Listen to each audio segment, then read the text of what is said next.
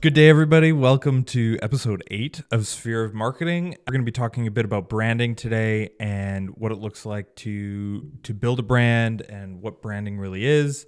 We'll do a little bit of a history and get into the nitty gritty. So, Chris, what's the first thing that comes to mind when you think of branding? Cattle. Correct. That is the right thing. And specifically, like cattle branding is just heat up an iron, stake it in the side of your cow. That's my cow. You're just saying, hey, this cow, I put my name on it or my crest or whatever the thing is. That's my cow. Yep. They didn't do that for, I guess they don't do that for marketing purposes. No. But if the cow gets loose, wanders into town, a bit of free advertising. A little bit of free advertising. But maybe not the kind you want. Yeah. Opposite. Branding and advertising are two very different things, really. Because when you're talking about branding, what you're trying to do is you're trying to change a behavior of someone when they see that brand. So what it will do if you have a brand on a cow and it wanders into town, well, if your cousin comes and finds the cow and sees the brand, you want the brand to change the behavior of the person who finds your cow or sees your cow, right? So initially, oh, wild cow, I get an extra cow. Now there's a brand on it. Well, depending on if you have a good or a bad brand, you're going to get a different response. Hey, I've got a really good reputation. This person knows me. He thinks I'm a good guy. He's going to bring my cow back to me. That's what I want. I have a really bad reputation. Man, that guy's got a big barbecue going on this weekend because my cow just got killed for meat, right? So depending on what your brand is, the purpose of it is to change the behavior of people who see that brand. It's not your logo. It's your brand has nothing to do with your logo. It has nothing to do with what you look like. It has nothing to do with the shirts you wear. And we're going to get into this because we're going to recommend you wear branded shirts and merch, which we're not doing today. But we have the cups. We have the cups, see? Solosphere. But it actually, the branding piece of it has nothing to do with that. What you're trying to do is you're trying to change behavior. So it's more than anything, people usually talk about branding as a reputation piece. What is your reputation? What do people think about? What comes to mind when they see something that associates with your brand, right? So you have your logo. What happens when someone sees your logo? I worked with that company before. I didn't like it. Well, that's not good. That's not a good brand, right? Even if the logo's beautiful. I didn't like working with them. Well, that's not a good reputation. That's not a good brand.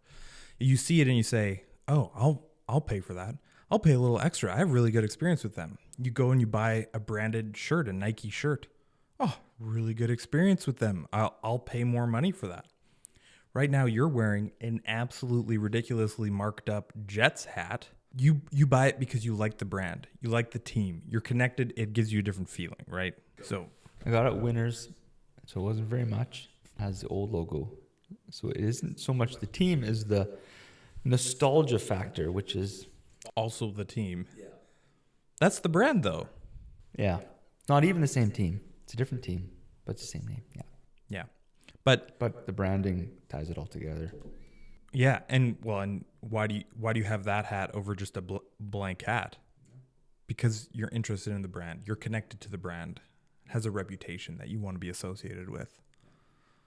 So, some other piece. So the main piece of branding, what you're doing, you're building out your reputation. So what does that actually mean? We're talking when you build a brand. How do you show up? What do you look like? What does your sales process look like? How do you deliver the product? That's what builds your brand at the end of the day, is all these little pieces of coming together and saying, we're going to deliver the best product that's on the market. We're going to have the best service. Give us a call. We're going to have the best call service. That's how you build brand. I have the best product, best service. That's your brand. Now, how do you get your brand out there? Well, you connect that in. Hey, we've got this best service, but it's all connected to Solosphere, or it's all connected to fill in the blanks for your business, right? Now, whenever someone sees your logo, someone sees some of your content on social media. Hey, I like those guys. I had a really good experience with their sales guy. I maybe didn't even buy something from them, but I got something quoted and it was a really good experience. Awesome. That's building the brand. Now, what we're going to talk about for most of the rest of this is how do you connect your imagery, your iconography, your visual assets to your brand? How do you make those things connect, right? Yeah. Is it just a matter of having your logo everywhere where you're interacting with customers, potential clients? That's step one. Every business that has like big brand has a logo somewhere, probably on their building, probably on whatever you bought from them. There's probably a logo on it, right? So connect every time you do something, you want to connect back to the brand. So let's talk about a service business because it's really easy in the service industry, right? Let's say you're a plumber. You call in, hey, this is Bob's Plumbing. So you're saying the name, you're getting the name. Hey, we'd love to come out to you. We'll send one of our reps.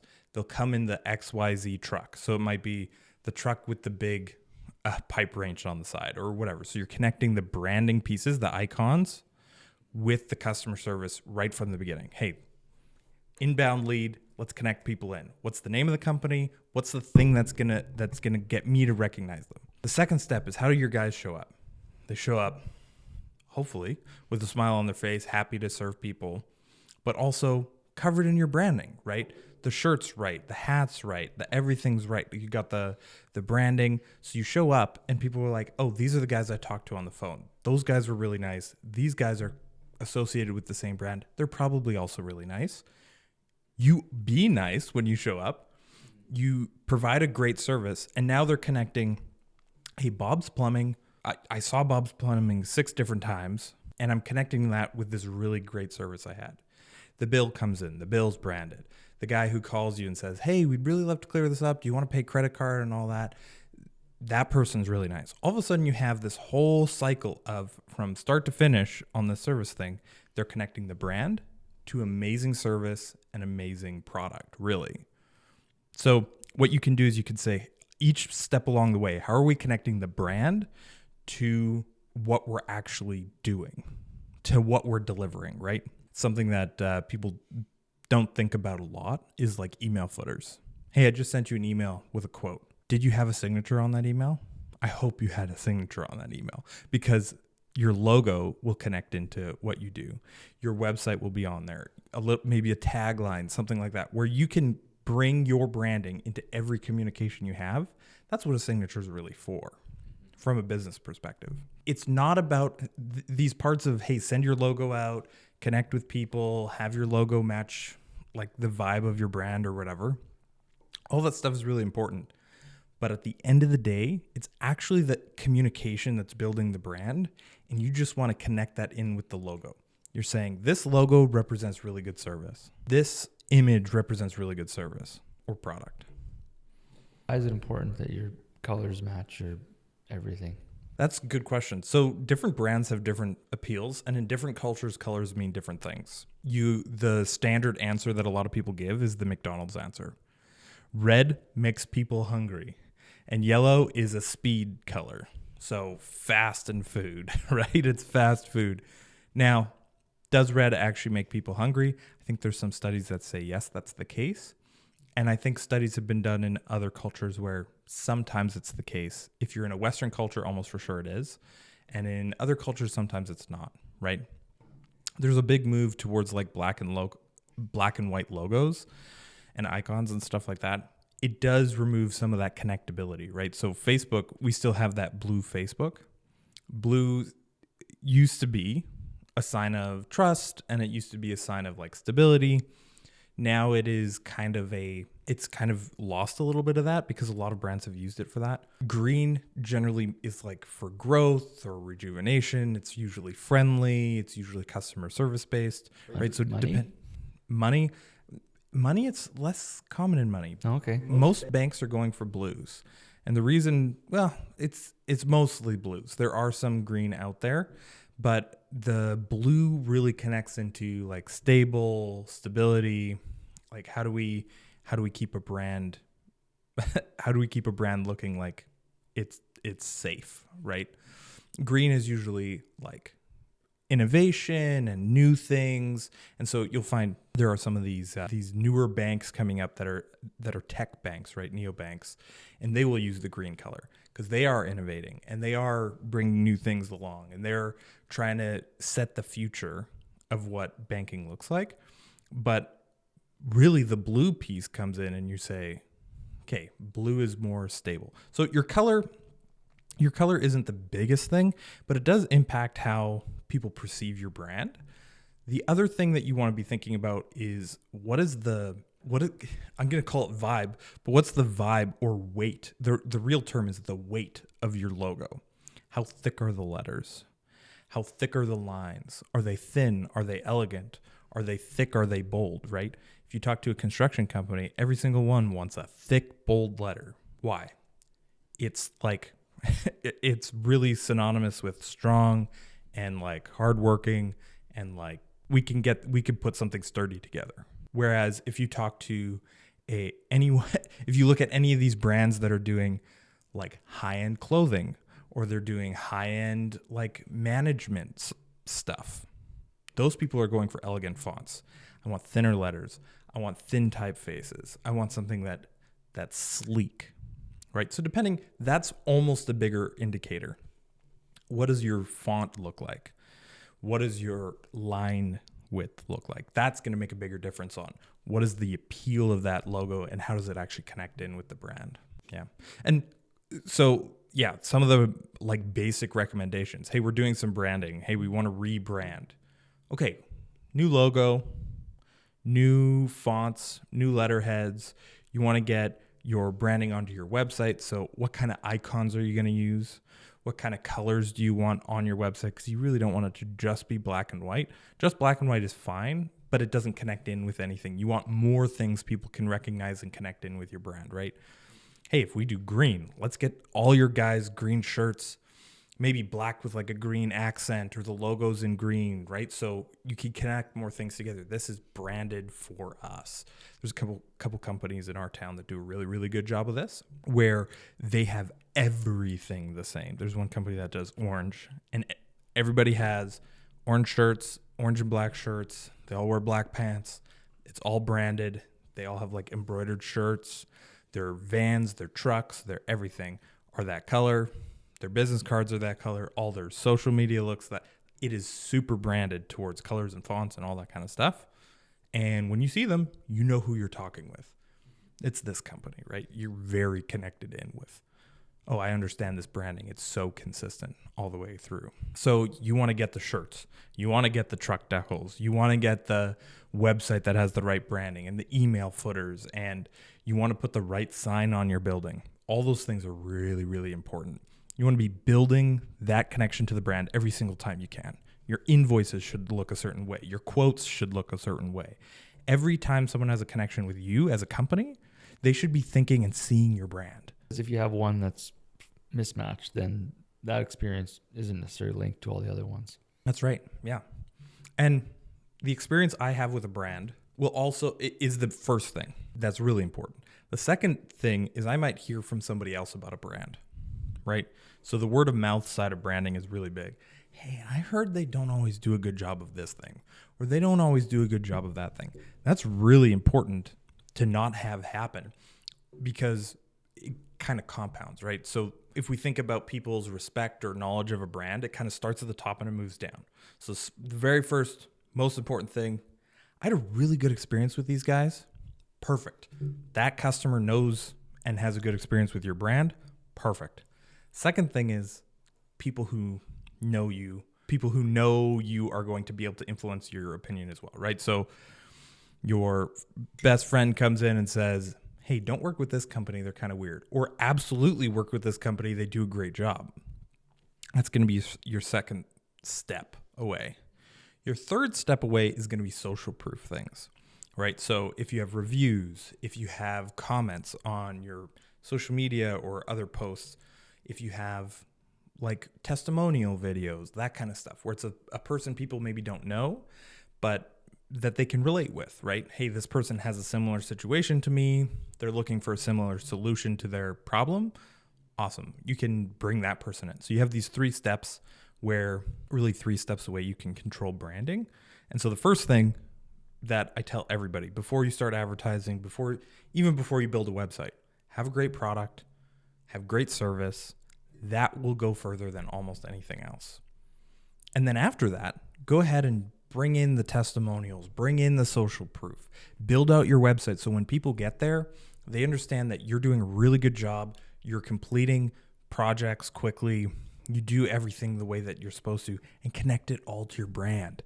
Your brand will grow as you do an amazing job and connect it into your branding. And then, if you do the first part right and you do the last part right, all 3 steps of connection to your brand, people will have a positive experience. So there's one other really important way you could build brand, and that is connecting into other branding. So you can borrow other people's brand. So think about, there's maybe 2 ways we can think about this. Let's maybe start with Nike. Nike's done a really good job of borrowing the brand of basketball. You've got Jordan shoes. You've got like everybody who plays basketball at this point wears Nike shoes. They've connected into the brand of basketball, and they've borrowed some of the connection there. If you're into basketball, you probably like Nike, because what they've done is they've said basketball and Nike are synonymous with each other. So if you like one, you're going to like the other. So as both things rise, so do both brands, right? So if we promote basketball, Nike will get promoted as well. So it's a really good thing if you could tie yourself into something that's really strong and will be around forever, do that. Like Tim Hortons, they've done that with the entire country of Canada, I guess, right? Yeah. So, Tim Hortons has some branding problems at this point, but at the beginning, Tim Hortons branded themselves as the Canadian coffee shop, and donuts actually was a big piece too. Coffee and donuts. But they also were connected to hockey because Tim Horton was a hockey player. And so they've always kind of maintained that and maintained the sports thing. Other brands you can think about that like connect into things is like the sports is really big. So Under Armour connected in. Red Bull though is just connected to all extreme sports. If there's extreme sports, Red Bull's there. Yeah. So connecting into these things, they're borrowing that experience. If you like extreme sports, you're going to see so much Red Bull branding. Extreme sports is now synonymous with Red Bull. Yeah. Monster Energy, I think, would be like UFC. Right now it is, yeah. UFC's now partnered with Bud Light. So I think that's a bigger thing. If you're into UFC, you're also like, they're at the beginning stages of these things though. Nike's been doing this a long time. They have that brand built up already. Whereas some of these newer brands who are trying to do these things and connect their brand to different like other organizations, some of them are at earlier stages. That being said, it's a good thing to do. If you can connect yourself in with a bigger brand, do it. Like absolutely do it. You're able to borrow some of the experience people have had with that other thing and say, you've had this other good experience, you'll have that good experience with us. Affiliate marketing does this. So if you have a bunch of influencers on social media and they are talking really good about you, they have an audience and they say, hey, you guys trust me, go trust this brand. And so what you're doing is you're borrowing the trust, really, and the branding of this other person. You're saying, I'm going to connect myself with you because there's an audience you have that I want to connect with and that I want to serve my product to. And if you say that I have a good product, you're like that friend, right? So you have these 3 steps. You're not the very first, I had an experience with them, but you're in that second location where this person is like a friend to me and I trust them. And so if you say something really good about us, that's 1 step away. Mm-hmm. So we're still talking about that 3 tiers. That's what affiliate marketing is doing. It's going out and saying, let's recruit people who have a ton of people who trust these people, who trust the influencer or trust the brand that we're going to reach out to.